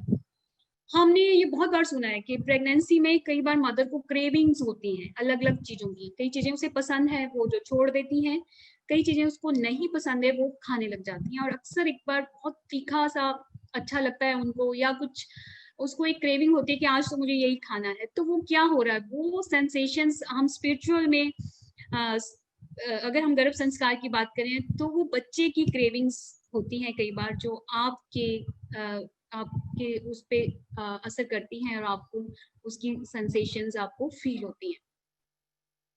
तो बच्चे की क्रेविंग्स से आपका भी मूड चेंज हो जाता है। और तीसरी जो सेंसेशन है वो स्मेल की होती है। तो बच्चा एक फ्लूइड में होता है विच इज एमनियोटिक फ्लूइड, जिसे हम लाइकर बोलते हैं, बच्चे के आसपास का पानी, जो उसकी डेवलपमेंट के लिए बहुत जरूरी है। तो बच्चे के जो नेजल स्ट्रक्चर्स हैं वो बनते हैं 5.5 से 6 महीने के एज में, जब उसके मंथ में प्रेगनेंसी के। लेकिन कोई ऐसा नेचर में और भी एक मैकेनिज्म है जो अभी आई थिंक इतनी अच्छे से कोई केमिकल्स के माध्यम से, कि बच्चा 5.5-6 महीने से पहले भी सेंस कर सकता है ओडोर्स को। सो 120 तरह का ओडर बच्चा सेंस कर सकता है। तो ये एक साइंस ने स्टडी ने प्रूव किया है। उसके बाद बच्चे की ऑडिटरी सेंसेशन है, बच्चा कब सुन सकता है, तो ये 18 हफ्ते पे बच्चे की जो सुनने की शक्ति है वो डेवलप होती है, कान बनते हैं।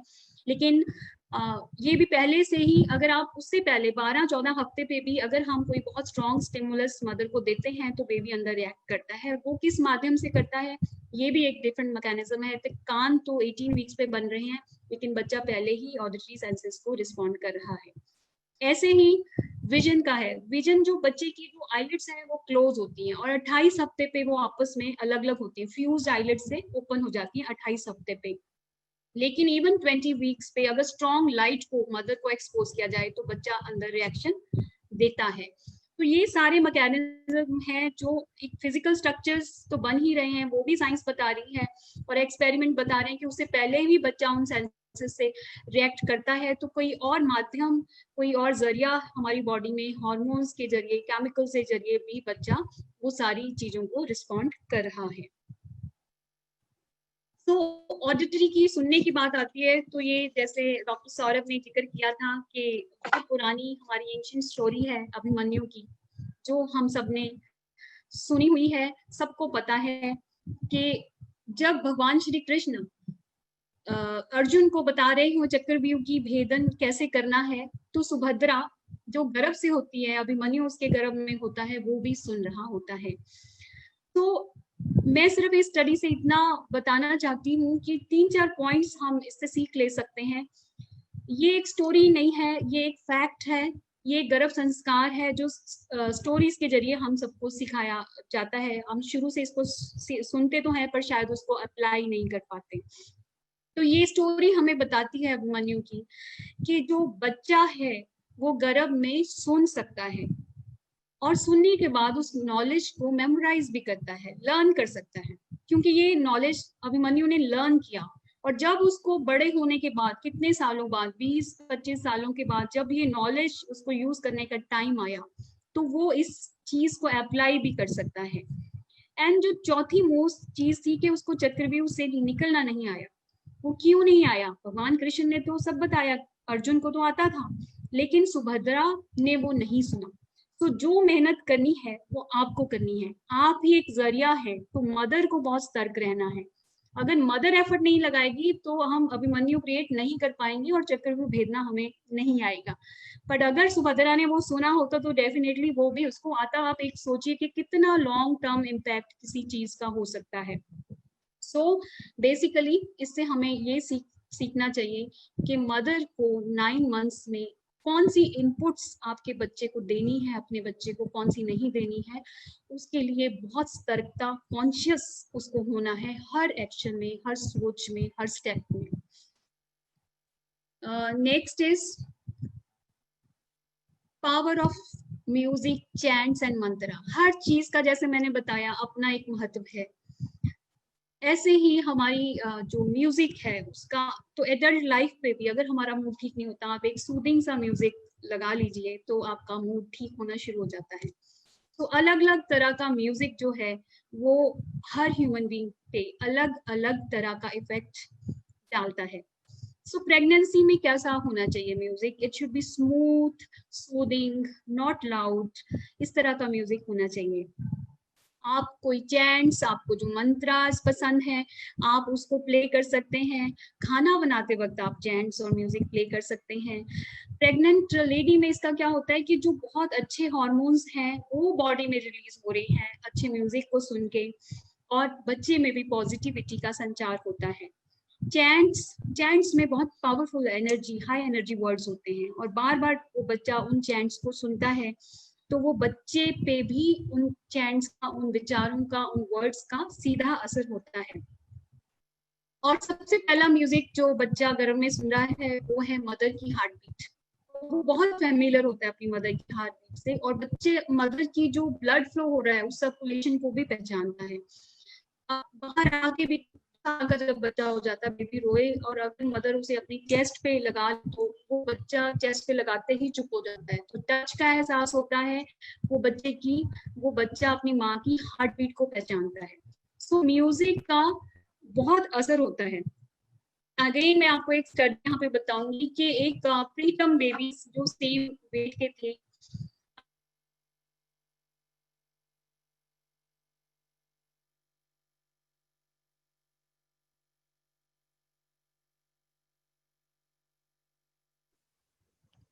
I think there is some loss of connection, Dr. Saurabh.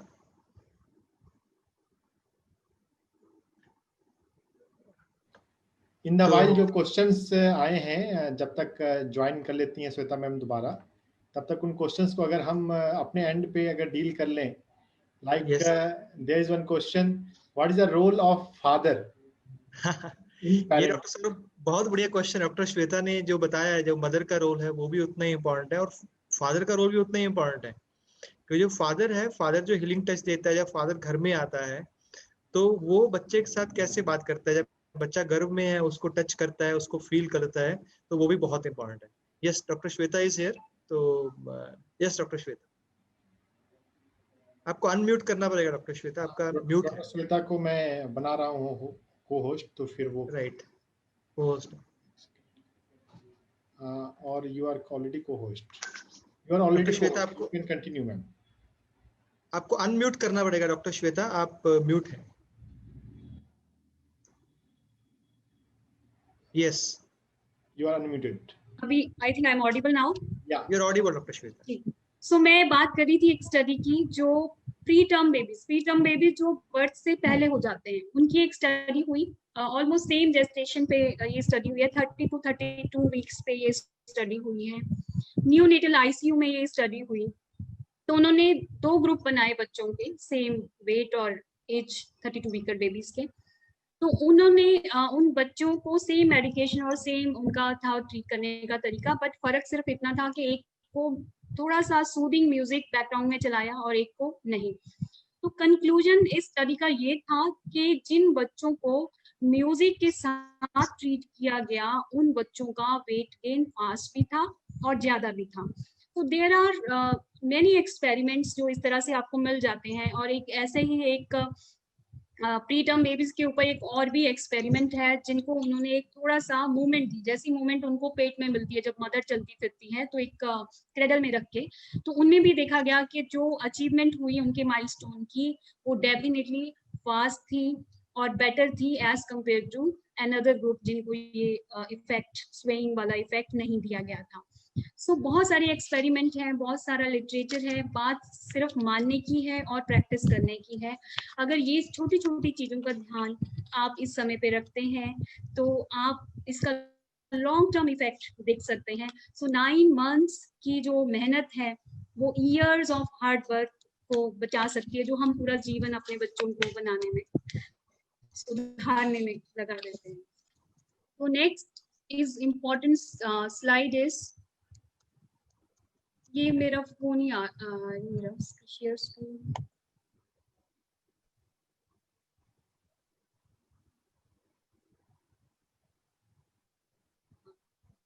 Next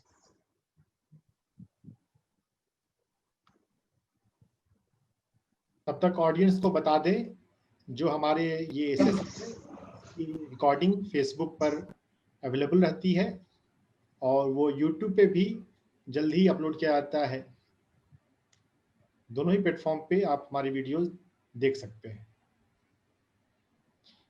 तो नेक्स्ट हम दोनों पर नाम जो है वो सेम है, spiritual doctors for holistic health. Yes ma'am, please continue. जी, तो नेक्स्ट हम बात करेंगे फूड की। तो एक बड़ी इंपॉर्टेंट पुरानी सेइंग है, जैसा अन्न वैसा मन। सो फूड का इफेक्ट हमारे मन पे होता है। फूड फ्रेश होना चाहिए, कम ऑयली होना चाहिए, स्पाइसी नहीं होना चाहिए, न्यूट्रिशियस होना चाहिए, वेजिटेबल्स अच्छी होनी चाहिए, उस क्वांटिटी अच्छी होनी चाहिए, फ्रूट्स की क्वांटिटी अच्छी होनी चाहिए। ये सारी चीजें हमें पता है और हम इस पे ध्यान भी देते हैं। गर्भ संस्कार में मैं एक चीज और इसमें ऐड करना चाहूंगी कि इन सब चीजों के ध्यान के साथ साथ आपको ये ध्यान रखना है कि भोजन बना कौन रहा है, वो किस भाव से उस खाने को बनाया जा रहा है। खाना बनाते समय मेंटल स्टेट कैसी है, मतलब उस कौन सी स्टेट ऑफ माइंड में है, क्योंकि हर वो सोच और वाइब्रेशन जो भोजन बना रहा है भोजन में जा रही है और उसके माध्यम से जो उस भोजन को खा रहा है उसमें भी वो वाइब्रेशन पहुंच रही है।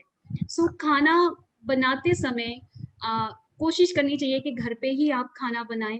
आपका कोई अपना फैमिली मेंबर अच्छे भाव से उस खाने को बनाए, एटलीस्ट एक टाइम का खाना। अगर आप नहीं बना सकते तो एटलीस्ट प्रेयर जरूर करें भोजन लेने से पहले। उसको एनरिच करना है हम चैंट्स लगा सकते हैं किचन में खाना बनाते समय, तो वो कुछ जो वाइब्रेशन है उस भोजन की उसमें आ जाती है। तो सात्विक आहार क्या होता है? सात्विक आहार जो हमने सारी क्वालिटीज पहले बताई कि फ्रेश फूड को हम सात्विक आहार कहते हैं, जो ज्यादा ऑयली और स्पाइसी नहीं होता।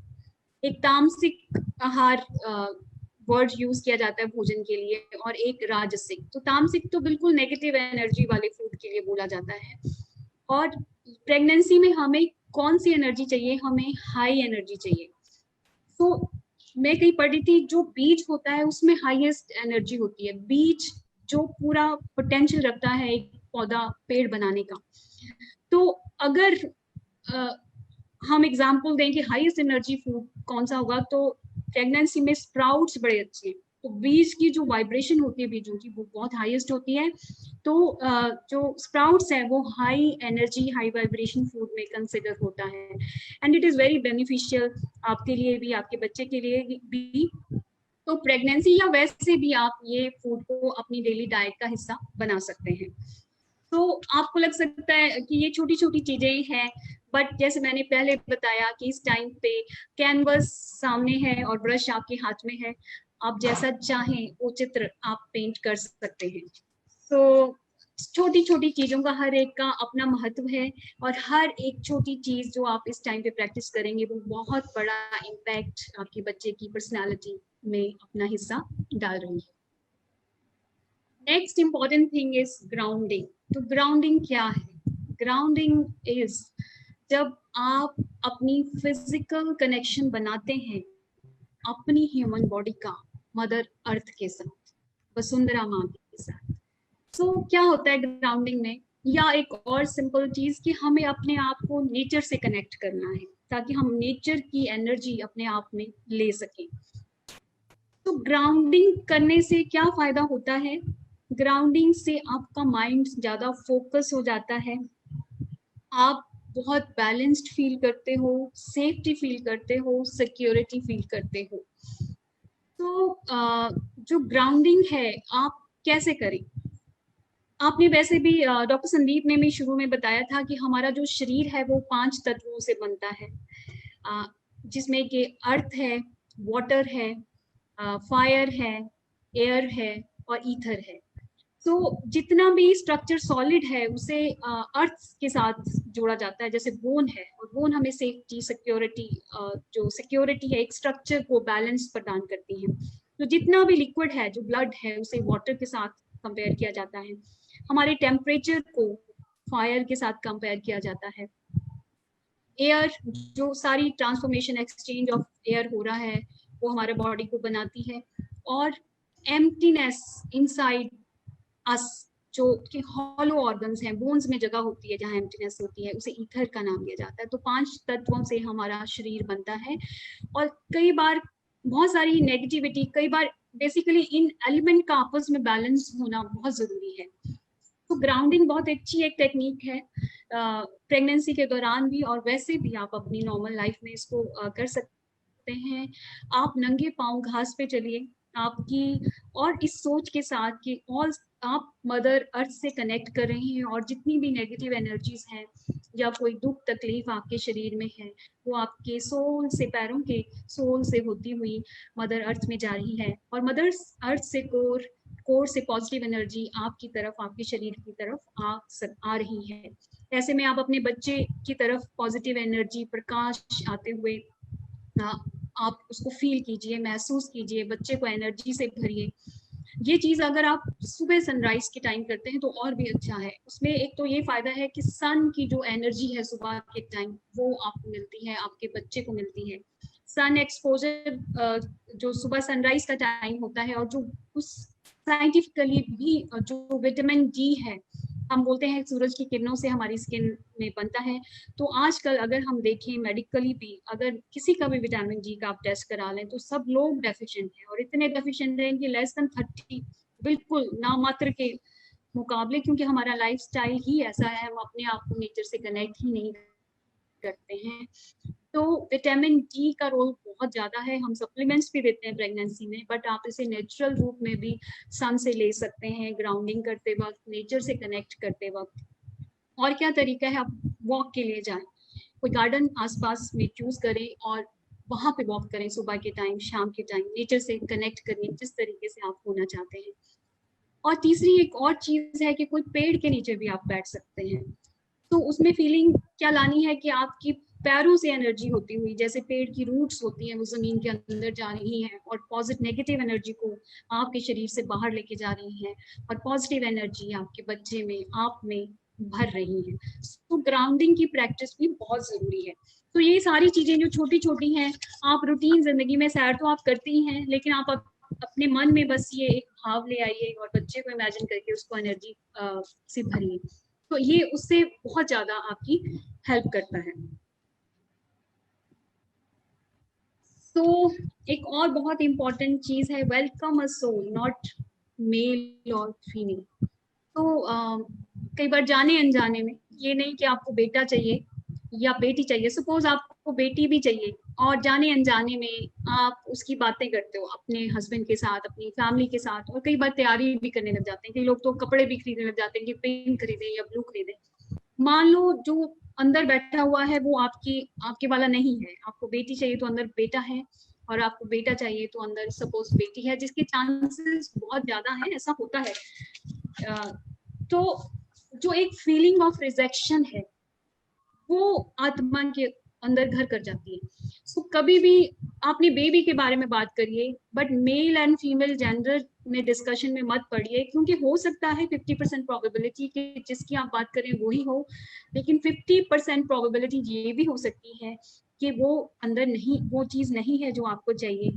तो उस टाइम पे जो इनसिक्योरिटी की फीलिंग उस बच्चे में आ जाती है कि भाई मुझे, मेरी तो यहाँ जरूरत ही नहीं है, या मैं तो अनवांटेड हूँ, ये सारे संस्कार, उसकी इम्प्रेशंस उसके ऊपर बन जाते हैं। वो सारे संस्कार काफी लंबे समय तक, मतलब पूरी लाइफ ही उसके साथ चलते हैं, वो अनवांटेडनेस और इनसिक्योरिटी की फीलिंग। और कई बार हमने भी, और एक स्टडी भी हुई थी कि कई बार आत्मा जो है पूरे 9 मंथ्स पे एग्जिट प्लान कर लेती है, IUD हो जाते हैं, इन यूट्रो डेथ हो जाती है। ऐसी भी केसेस होते हैं विदाउट एनी रीजन, कि आज तो सब कुछ ठीक है, 2-3 दिन के बाद पता चलता है कि BP भी ठीक है, शुगर्स भी ठीक है, सब कुछ ठीक है, लेकिन फिर भी हार्ट बीट चली जाती है, बेबी की इंट्रायूटेराइन डेथ हो जाती है। तो सम टाइम जब बच्चे को कोई बॉन्डिंग नहीं मिली होती, कई बार इनसिक्योरिटी होती है, और इन चीजें जो किसी भी जो चीजों पे हमारा ध्यान नहीं जाता, हम इस तरह की उसको अंदर फीलिंग करा रहे हैं इनसिक्योरिटी की, तो वो आत्माएं कई बार IUD या एग्जिट प्लान कर लेती हैं। तो ये बहुत जरूरी है हम चीज को समझें कि हमें जो वेलकम करना है, हमने जो तैयारी करनी है आने वाली एक नई ह्यूमन बीइंग के लिए, सोल के लिए करनी है, ना कि एक लड़के के लिए करनी है या लड़की के लिए करनी है। और नेक्स्ट इज अफर्मेशन। ये तो हम पूरी प्रेजेंटेशन में ही हमने बात की है। पॉजिटिव पावरफुल वर्ड्स अपने लिए बनाइए, उन चीजों को बार बार बोलिए। बार बार बोलने से वही जो पावरफुल वर्ड्स है, मंत्र चैंट्स बन जाते हैं और आपके बच्चे पे इंप्रेशंस छोड़ देते हैं। सब कॉन्शियस माइंड को हमने ट्रेन करना है। जो ये तरीके हैं सारे इसको ट्रेन करने के। सो जो बोलने का टाइम, वैसे तो हर वक्त ही आप उसमें रहना है, आपको उस प्रवृत्ति में रहना है कि आपकी बॉडी से पॉजिटिव हार्मोन रिलीज होते रहें। लेकिन और एक इम्पॉर्टेंट चीज है कि सबकॉन्शियस माइंड दिन में जो 2 बार बहुत एक्टिव होता है, जहाँ पे सिग्नलिंग करनी थोड़ी इजी होती है जब हम एडल्ट होते हैं, वो है सोने से पहले और सुबह उठने के बाद। तो 5 बार या 5 से 10 बार आप वो सेम पावरफुल लाइंस बार बार बोलिए, सोने से पहले और सुबह उठने से बाद पहली चीज। तो वो सबकॉन्शियस माइंड में इंप्रेशंस बनते रहते हैं और थोड़ा इजी होता है उस टाइम पे, क्योंकि लॉजिक माइंड इस एज में कम होना शुरू हो जाता है स्लीप से पहले, और सबकॉन्शियस माइंड थोड़ा सा एक्टिव होने शुरू हो जाता है। तो आप अपनी भी कोई हैबिट अगर चेंज करना चाहते हैं तो अपने लिए अफर्मेशन पॉजिटिव वर्ड्स की बना के उसको रेगुलर प्रैक्टिस करके आप उस अपने एक नई अपनी पर्सनैलिटी को एक नया रूप आप दे सकते हैं। और वैसे भी जो आत्मा होती है वो 5 संस्कार उसके हमेशा उनसे ही बनती है। एक तो हमने शुरू में बात की थी कि वो पुरानी अपनी एक्सपीरियंस से वो संस्कार लेके आती है। सेकंड, जो आत्मा अपने पेरेंट्स से, स्पेशली मदर से ले रही है गर्भ में और बाहर आके अपनी फैमिली से ले रही है। तीसरा, आपका एनवायरनमेंट, आप किस तरह के स्कूल में हो, किस तरह के देश में हो, किस तरह के शहर में हो, उस तरह के जो संस्कार हैं वो उस पर छाप छोड़ते हैं उस आत्मा पे। चौथा, जो आपके उसके ओरिजिनल संस्कार हैं, जैसे प्रोग्रेसिव होती है उसकी नेचर आत्मा की, हैप्पीनेस है, पावर है, आत्मा को खुश रहना अच्छा लगता है, तो ये उसके ओरिजिनल संस्कार हैं, वो भी साथ साथ चलते हैं। और जो मोस्ट इम्पॉर्टेंट संस्कार एक और है वो है विल पावर। तो आत्मा के पास विल पावर होती है, कोई भी संस्कार को चेंज करने की कैपेसिटी आप अपनी विल पावर से रखते हैं। कोई गंदी आदत है, अगर आप उसे छोड़ना चाहते हैं तो आप कर सकते हैं। तो हर ये इंटरप्ले है, कौन सी चीज डोमिनेंट हो रही है, तो ये सारे संस्कार सबका थोड़ा थोड़ा कंट्रीब्यूशन है, किसी का ज्यादा है। जिसको आप जैसा आप एनवायरनमेंट देते हैं वैसा ही वो पर्सनालिटी, वो संस्कार ज्यादा बढ़ने शुरू हो जाते हैं। अगर एनवायरनमेंट का इन्फ्लुएंस ज्यादा होगा या आपका फैमिली का इन्फ्लुएंस ज्यादा होगा तो हर पर्सनालिटी, हर इंडिविजुअल एक यूनिक है। सो आई थिंक अगर हम अब मेडिटेशन शुरू कर सकते हैं अगर हमें टाइम इजाजत देता है तो। यस, डॉक्टर श्वेता, कुछ क्वेश्चंस हैं, हम मेडिटेशन शुरू करने से पहले 1-2 क्वेश्चंस ले लेते हैं, if you allow. Can we take some questions doctor Shweta? जी जी जी जी जी। तो जब हमारा वीडियो थोड़ा सा ऑफ हो गया था उस समय एक क्वेश्चन आया था दैट हमने मदर के बारे में बात की है, फादर के रोल के बारे में हमने गर्भ संस्कार के अंदर बात नहीं की है, तो उसके लिए आपके क्या विचार है?